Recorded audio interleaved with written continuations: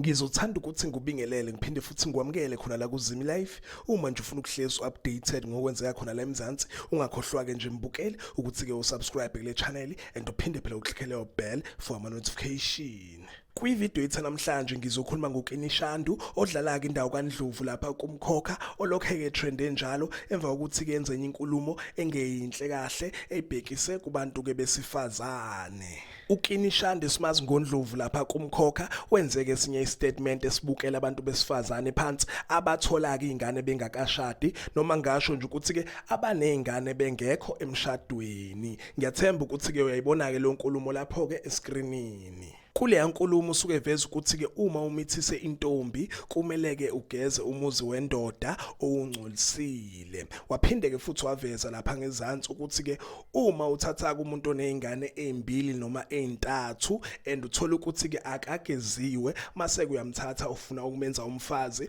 ulindele ukuthi ke umuzi kababa wakho ugezwe ubani. Ziqale lapho ke inkulumo impela kabantu abaningi bam-attacker. Ngiyathemba ukuthi ke nje wabona ke lawo ma comment lapho ke screenini sekuphuma ke namafile esingawazi singenayo isho noma ngabe kuyiqiniso na noma ke kungamanga. Ngiyathemba ukuthi ke uyabona ke nje lapho escreenini and babeke futhi bekhuluma ke indaba ukuthi kumele cancel komkhokha, kumele nje shiye phansi yonke into ayenzayo. Kuningi kade kukhulunywa nje mbukela ade kune drama iningi ngendaba ke thinta yena uKini Shandu. Kuhambe isikhathi uKini Shandu wasidelete ke le statement and waphinde ke futhi waxolisa. Ngiyathemba ukuthi ke uyabona lapho screenini and kuvele ezinye ke indaba zokuthi awadika iwina lapha kumasebenza women awards uyibuyiseleke emuva. Injalo nje inkulumo yakhe ke imfake nje enkingeni. So zinjalo ke indaba ade ngikuphathele zona namhlanje. Ecethe ungakhohlwa ke nje ukuthi ke ulike and ke usubscribe